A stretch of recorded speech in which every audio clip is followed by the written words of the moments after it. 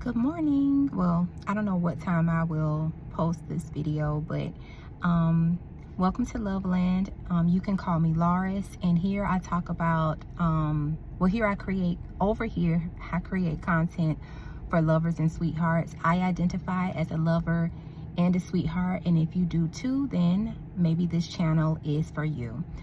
Today I want to talk about and excuse me for looking all around, but today I want to talk about just reiterating the importance of accepting our identity as lovers and sweethearts, and how important that is for sweetheart protection. When you accept that you are designed this way, you're not discounting all the other attributes, qualities, personality traits, characteristics that you have. You're just simply acknowledging that a major part of who you are is, or in addition to all of those things, your personality, your temperance level, just other things that make you unique, and just make you you. One of the things is, I am a lover, I am a sweetheart. And the baseline for that, for me, is loving like, I believe God is love, and I believe that love comes from God, and I believe that we were created in the image of God, and after his likeness. And so everybody is created by God, but everybody may not know God. That's another topic. But for the purpose of this video that I'm creating right now, what I'm trying to underline and underscore is that when you accept your identity as a lover or a sweetheart, or a lover and a sweetheart, it helps you protect yourself. It helps you because knowing this about yourself, you can begin to see things that are happening in your life, or experiences that you may be having, or interactions with people, whatever it could be, that may be displeasing to you. And there's a lesson to learn from these things. And I use displeasing, but that's on a very, oh my gosh, can I just be real? Some of the stuff that I've experienced has been utterly painful, extremely excruciating, and tormenting. But it's been love. It's been love that has been like a medicine for me. It has been love that has given me hope. It has been love that has healed me and motivates me to keep believing and believe in love. And also, it's been love that has protected me, because I could be a very bitter, mean, angry, divisive, conniving, frankly evil person, but I'm not. I'm very loving and I'm very sweet. And so I kind of forgot what I wanted to talk about in this video a little bit. Once I hit play, I kind of worked it all out in my mind, and this is what I want to say, and this is how I want to encourage us. But it just all went out my head, and now I'm just talking, trying to see if I can pull that thought back to my mind and discuss it without having to do this video over again. But I think I'm gonna have to do this video over again, because it is not coming to me, and I feel a way about that. But in case I do upload this video, I just want to say and reiterate a point I've already made, which is accepting yourself, accepting your identity, your full identity. And a part of your full identity is you are a lover and a sweetheart, if that's you. And when you accept this quality about yourself, it actually helps you to protect yourself, and you can begin to watch your life in an introspective manner and learn the lessons. As sweethearts, thank you, Lord, the thought just came back. Ooh, I'm so happy. As sweethearts, we cannot afford to not be smart. We cannot afford to not think. We cannot afford to be naive or gullible or whimsical, if you will. We have to pay attention. And it's not to say that you have to get into a serious mode in life and just become this super serious person who doesn't have any fun, who doesn't relax, who doesn't enjoy themselves. No. What it is we have to be very aware, and we have to be very smart, because we are designed this way. We are we will have to deal with circumstances and situations that try to hurt us, break us, abuse us, take advantage of us in some type of way. It could be at work, it could be your family. If you are someone who is a part of an association or an organization or a church or anywhere there's people and groups of people, that is a place where you can be mishandled as a lover or a sweetheart, because what we have is for people. What we have is for us, what we have is for God, but it's for people, because the world needs love, and the world needs the love of God, quite frankly. And that's where we come in. And it's not to make anybody uncomfortable or throw ourselves onto people. No. We just be who we are. That's how this works. We just live and be and do as we are.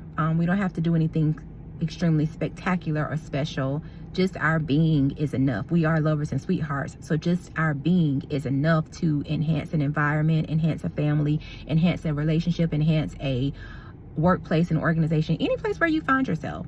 So with that being said, because love is just that powerful, with that being said, we're not just lovers and sweethearts. Like I mentioned, I think I mentioned that already. We have other characteristics about ourselves, and just like everybody else, we're always going through development and refining, and we should always be growing, because as I mentioned, we're going to deal with some things that are hard and some challenges. And the key though is, are we going to heal from it and grow from it? Are we getting the lessons from it? Or did it hurt us so bad? Did it crush us so bad? Did it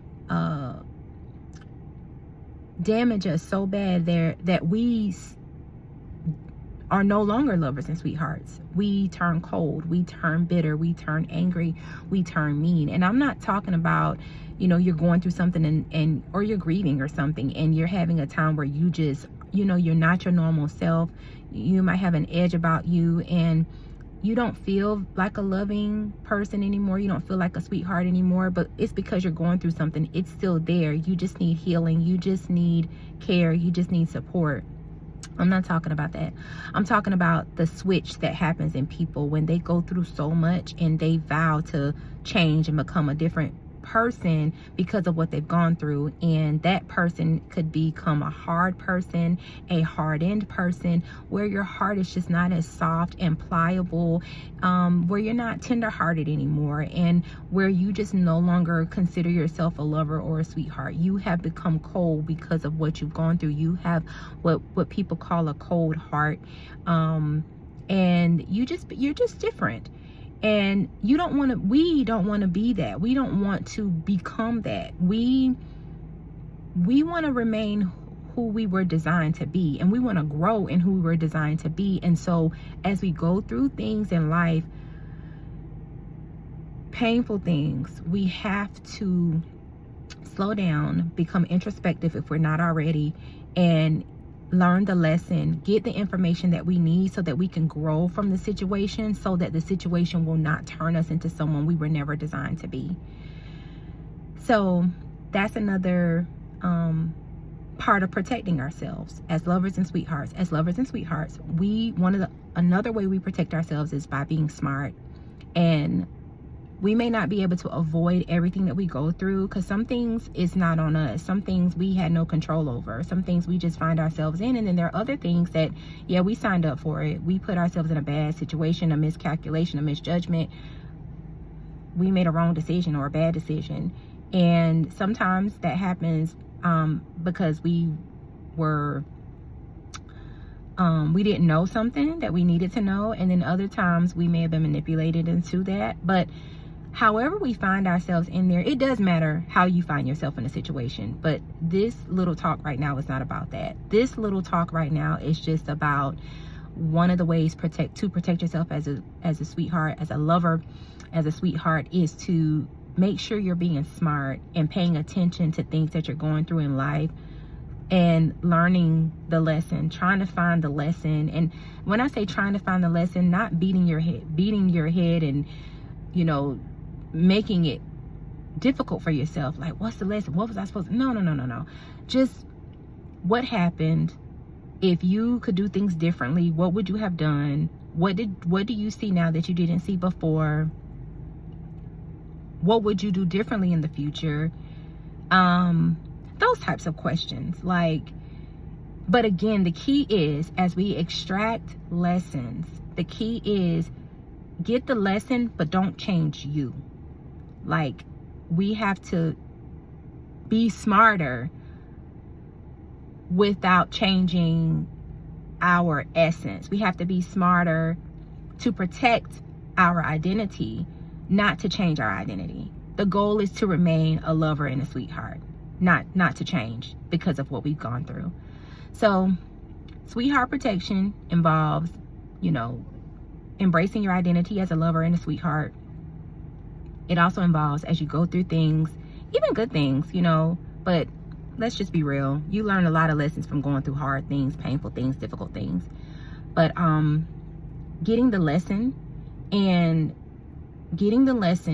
without changing your who you are, The goal, the lifelong goal is to remain a loving person. The lifelong goal is to remain a lover and a sweetheart. This is a part of our unique design, along with all the other qualities and attributes that make us who we are. So I found it. I'm so grateful that it came back to my mind, which was just simply why I wanted to do this video today. The thought that I had is, we have to, as sweethearts, we have to learn the lessons, because we have to be smart. We have to be smart. I know that there are lovers and sweethearts in the world, all around the world, all across the world. And, protecting ourselves is important. And the other thing is, who wants to come out here and say, hey, I'm a lover, I'm a sweetheart? Because one thing that I think you would agree with me on is, once you put yourself out there like that, you have a target on you. But guess what? Whether you put yourself out there or not, I have learned that there's still a target on you. People can tell. It's so funny. They can tell. I will tell you this and then I'll go. When I was a little girl, I would hear this all the time from people, and I didn't know what it meant, but they would say, oh, she has a sweet spirit. Those exact words would be, they didn't say often, she's a sweet girl. They would say, I remember it. They would say it so much. Oh, she just has a sweet spirit. And it's nothing necessarily that I was doing to make them say that. That would just be one of the compliments that adults would give me. They would give that to my parent, primarily my mom, because I can remember times when I was with her when those types of compliments were given to my mother about me. So I'm saying that to say, whether you have a sign on you or not, whether you create a YouTube channel or not, I've just learned that this is something that's evident. Like, people know. And again, it's not something that you're doing always. I wasn't doing anything. I don't think I was doing anything that was, necessitated them giving my mom that compliment, but they did. So I was a child. I was a little girl. And that was the beginning of me hearing that type of language about me. So if you're a lover and a sweetheart, I just want to validate us in this moment to say we are amazing people. We are beautiful beings, and God created us this way for a reason. We are gifts to people in our lives, and we have to protect ourselves, because a large part of who we are is so important, and it is so valuable, and it's actually, you can't buy it with money. That's how valuable it is. It's priceless. And so we have to be smart. We have to protect ourselves. And like I've been saying in my videos, stay loving and stay sweet. And I'll see you next time. Okay.